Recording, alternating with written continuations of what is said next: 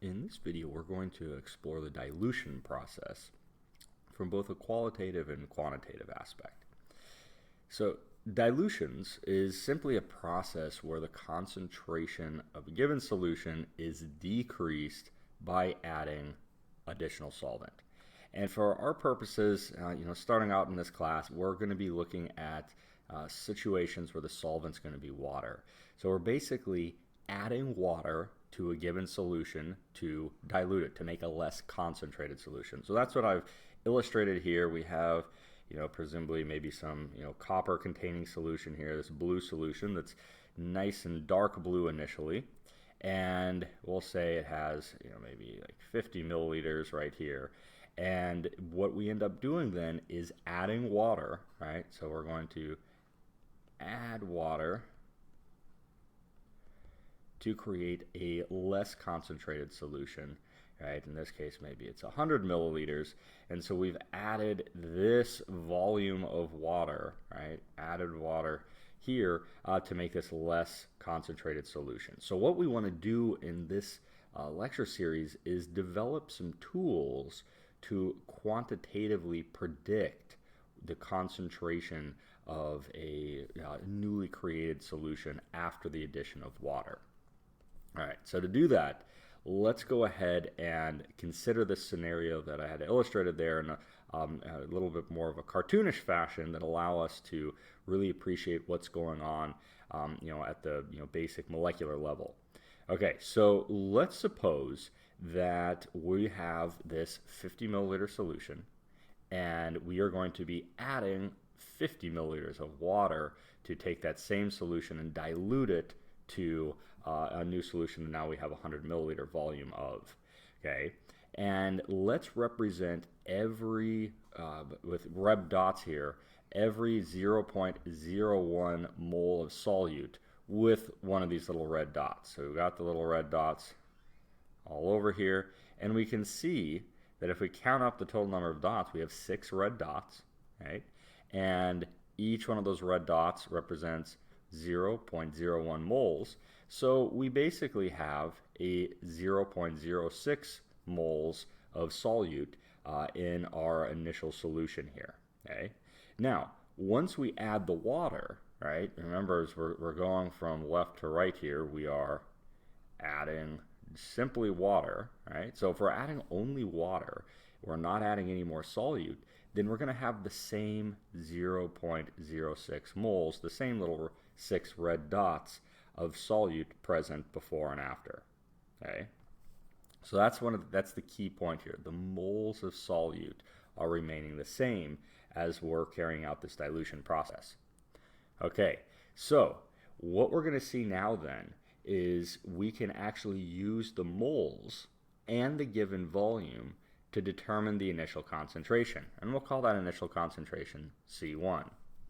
And then we'll be able to use the concentration after the addition of the additional 50 mils of water to figure out our final concentration, C2, right?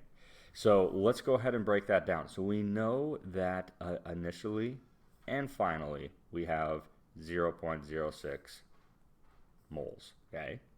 Then initially we're at 50 milliliters or 0.050 liters. Finally, we're at 0.10 liters, 100 milliliters of volume. And so we are going to use our standard unit of concentration, molarity, moles per liter, to calculate C1, concentration of the first solution, N over V1. So our number of moles over that concentration gives us a 1.2 molar solution. Similarly, we are going to use the number of moles, which again remains the same, but divided by the now larger concentration to get our molar concentration after the dilution of 0.6 molar. Okay, so you can see a trend here already. We're doubling the volume and we're cutting the concentration in half. Okay, and we're going to find there's some very nice relationships here that will make a lot of sense intuitively. Okay, so now that we have our concentrations, okay, and we make this observation that doubling the volume, right, again, keeping the moles of solute constant, then the concentration is cut in half, right? We're now positioned to essentially construct a nice little formula that will allow us to predict the results of dilution processes more generally. Okay. So to get this general, quantitative description, what we're going to do is first solve for the number of moles, both before and after the dilution was carried out. So if we solve our equations for the number of moles, we are going to get a number of moles is going to be equal to the concentration times volume initially, or the concentration times volume on the final state. Okay, and so now remember, N is constant. Okay, so the two expressions above C1 V1, right, is going to be equal to C2 V2, right, because N must equal to N. N is not changing. And so this simple fact, right, this sort of continuity in the number of moles before and after the dilution gives rise to the so-called dilution equation. Okay? C1 V1 equals C2 V2. And this is going to be the equation that you'll use to carry out calculations involving dilution processes. So to see how that's done, let's go ahead and work through a couple example problems. So the first example I want us to take a look at is an example where we're told that we have 0.850 liters of a 5 molar solution of copper nitrate. Okay?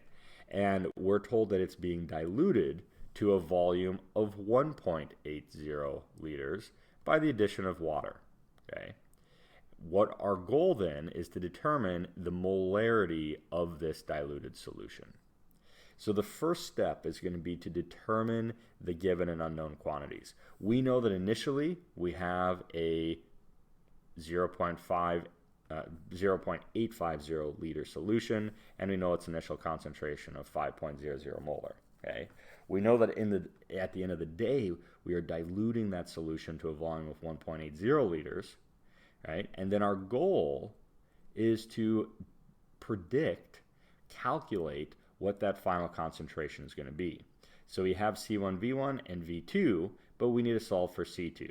So what we're going to do is take our dilution equation, remember C1 V1 equals C2 V2, right? Divide both sides by V2 to isolate our unknown variable. Okay, get that unknown variable by itself, and then express the rest of these volumes and concentrations using the numerical values given in the problem. Okay, so we're going to take our 0.850 liters, divide it by 1.8 liters, and then multiply by the 5.00 moles per liters. So you can see liters is going to cancel out. We're going to be left in units of moles per liter, or molarity, and the resulting concentration is going to be, then obviously less than 5 molar. It's going to be coming in at right around 2.36 molar. Okay, so obviously we've added water, we've decreased the concentration of that solution, and now we can quantitatively predict the concentration of that new solution.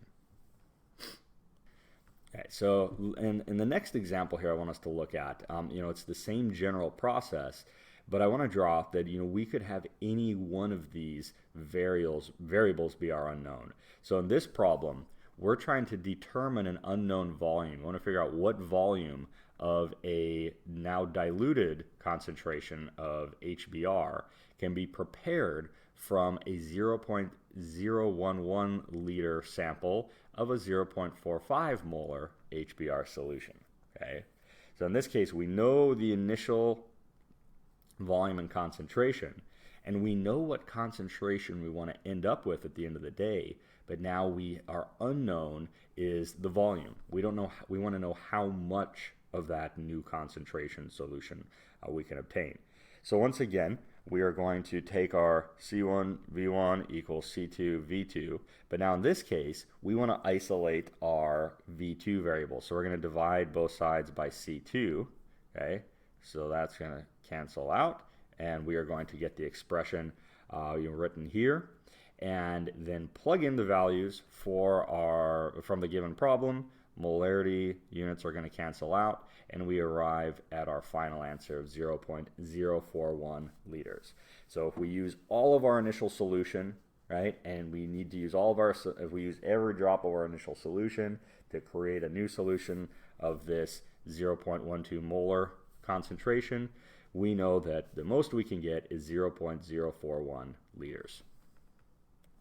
All right, and now, of course, we could, have the unknown variable be one of those initial parameters, right? So let's suppose here that we want to determine what volume of a concentrated KOH, 1.59 molar KOH solution, is required to prepare 5 liters of this dilute 0.1 molar KOH solution. So in this case, we know the final volume and final concentration, and we know the concentration of the initial solution, but now our unknown variable is that initial volume, right? So once again, we're going to rearrange C1 V1 equals C2 by dividing both sides by C1 to solve for our unknown variable. And then once we've solved for our unknown variable, we can plug in the given values. So our V1 is going to be C2, 0.1 molar, times 5 liters, V2, divided by that initial concentration, 1.59 molar. So molarity is going to cancel out, and we are going to obtain our initial volume, which is 0.314 liters. Okay, so to sum things up here, we've introduced this concept of a dilution, where we're basically going to be adding water to form a less concentrated